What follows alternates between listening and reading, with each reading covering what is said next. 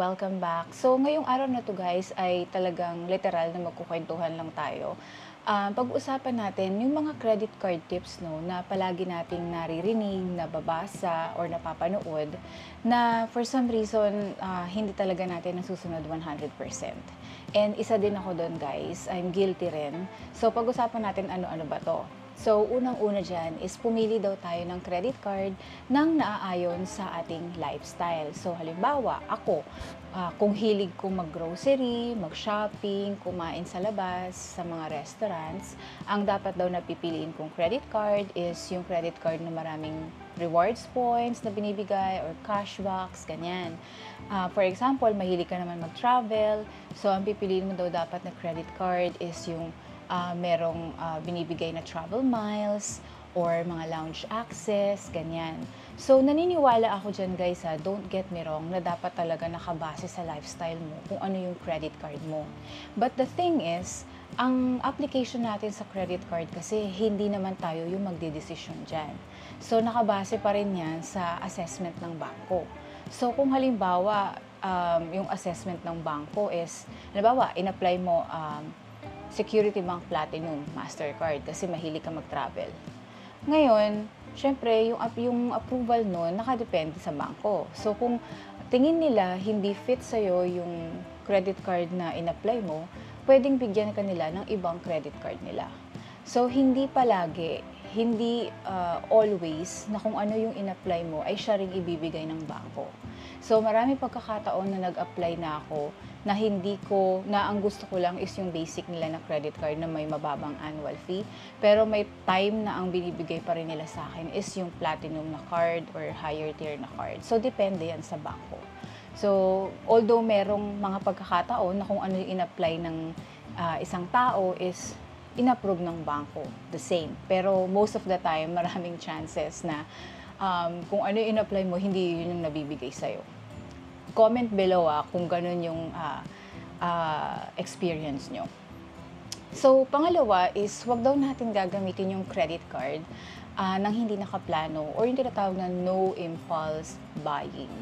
Ay, guilty ako dito. Kayo ba? Kasi guys, alam nyo, masyadong tinetest, no?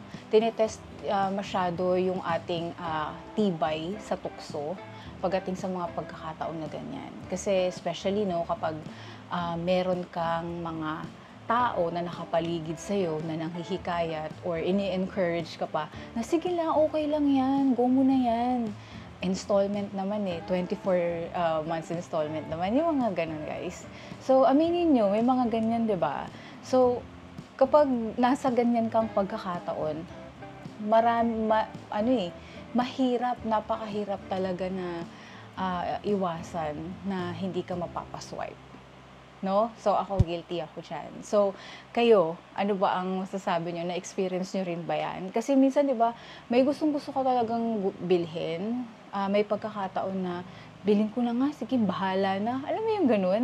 Dahil na yung urge ng kagustuhan mo na magkaroon ng isang bagay is talagang grabe. Mahirap talagang hindian yung sarili mo. Deserve ko naman to. Yung mga ganun. So, yan. Pero, again, naniniwala ako na dapat wag tayo maging impulse buyer para hindi naman tayo alam mo yun, yung bibili ka ng wala talaga sa plano na hindi mo iniisip, ay wait lang, meron ba akong pagkukunan ng pambayad nito? Yung mga ganun. Kailangan iisipin mo muna yun bago ka talaga bumili ng isang bagay. Okay? So, yung sumunod is alamin daw muna natin ano-ano ba yung mga credit card charges bago natin simulan gamitin yung credit card. Guilty din ako dito kasi kapag kapag may dumarating sa akin na credit card, no, syempre excited na ako agad i-activate. So, 'di ba may papel yan nakasama? Aside dun sa papel kung saan nakadikit yung credit card, meron pang isang parang leaflet yan kung saan nakalagay dun lahat ng mga possible charges ng credit card na binigay sa'yo. So, nandun yung annual fees, nandun yung mga late fees, kung ano-ano pang mga charges at saka kung magkano. So, ako guys, hindi ko binabasa yun. So, kayo ba binabasa nyo? Ako hindi ko na binabasa yun. Basta ang importante, malaman ko kailan ang cut-off ko, ang due date, at saka yung aking credit limit. at cash advance limit. So, yun lang talaga importante sa akin na malaman ko. So, hindi ko na nababasa. So, nangyayari, nalalaman ko na lang na kung anong klaseng charges yun kapag nag-reflect or nakita ko bigla sa statement ko, ay, ano tong charge na to? So, that's the only time na nagkakaroon ako ng interest na i-check ano ba tong charge na to, para saan to. At yun na rin, doon ko na rin nakikita. Doon ko palang nakikita yung iba pang mga charges ng credit card na yun. 'Di ba? Kayo ba, na binabasa niyo pa ba yun? So, meron naman siguro iba dyan na nagre-research muna, no? Bago sila mag-apply ng credit card, which is better kapag ganun. So, sumunod naman is, wag daw nating i-close yung ating credit card hanggat maaari. Okay, so kasi daw maaapektuhan yung ating credit score or credit history. So, agree naman ako dyan, pero dalawang credit card na guys yung napa-close ko. Pero I have my own reasons kasi. No, kapag yung una kong credit card na pina-close, yung BDO JCB na gold na binigay sa akin, pina-close ko siya guys kasi nagbabayad lang ako ng annual fee doon. Pero yung credit limit niya naka-shared doon sa isa ko pang BDO na credit card.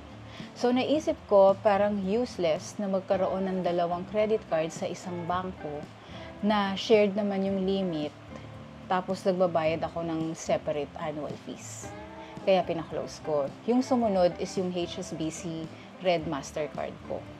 So, pina-close ko na din siya this year. Bakit? Kasi mababa yung credit limit nun. So, parang nag-isang taon na ako doon sa credit card pero hindi pa na-increase ng credit limit. So, ang ginawa ko guys, after ko ma-full paid yung outstanding balance ko, pina-close ko na siya. Kasi nagbabayad lang din ako ng annual fees, hindi ko din siya palagi naggamit Hindi ko siya madalas nagagamit kasi meron pa nga ako ibang other cards na may mas mataas na credit limit, which yun yung ginagamit ko palagi. So, kesa naman bayad ako ng bayad ng annual fee, no? 2.5 din yun, sayang. O, edi pina-close ko na lang din.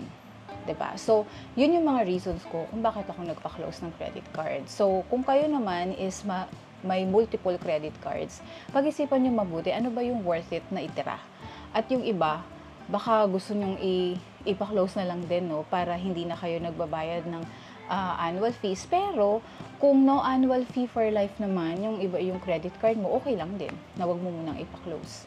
Pero ako kasi, 2 to 3 cards is sobra na yun no? As much as possible, dapat at least 2 lang. At para meron kang backup. Yung 3, pinaka-max na para sa akin. More than 3, sobra na yun. Ayoko na. So, yun guys, yun naman yung aking reasons, no? Pero, oo nga, totoo din yun na naniniwala naman ako doon na nakaka-apekto rin siya sa credit score. Kasi especially kung yung pina-close mo is yung credit card mo na pinakamatagal na sa'yo. No? Pero kung yung credit card na pina-close mo is lang mga 1 year, mga 1 year pa lang sa'yo or wala pang 1 year, okay lang yun. Walang masyadong impact yun. Ang impactful yung credit card na matagal na sa'yo, let's say mga 5 years na sa'yo, ayun ang pina-close mo. Medyo, yun ang makaka-apekto talaga. So, yung panghuli guys is yung pangalagaan daw natin ng ating credit score. I 100% agree dito, pero there are times talaga na hindi natin maiiwasan na maapektuhan din yung credit score natin. So, aside dun sa pagkuklose ng credit card natin na matagal na sa atin, another thing is, may mga pagkakataon din kasi, di ba, na nagkakaroon tayo ng mga unpredictable circumstances sa buhay. So, let's say, bigla tayong nawalan ng trabaho, parang nawalan tayo ng pera, wala tayong kakayanan na magbayad ng outstanding balance natin sa credit card, ano pa ba? No, yung mga ganung pagkakataon, kasi usually yung unemployment talaga yung may malaking ambag kung bakit ang isang credit card holder ay hindi nakakabayad sa credit card.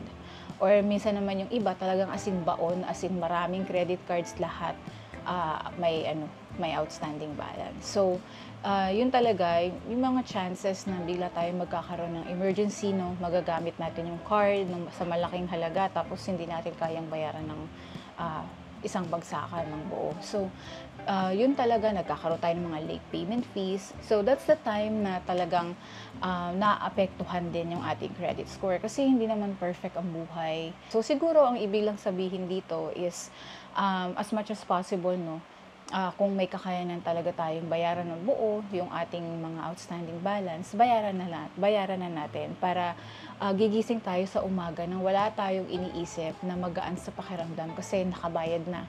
So, wala ka nang iisipin. So, susunod ka na ulit na buwan na mag-iisip. Yun. So, yun lang naman guys, yung gusto kong pag-usapan. Kung nakarelate kayo sa mga sinabi ko, leave your comment below. Let me know your experience then. So, again, maraming salamat sa panonood at see you again on my next. Bye!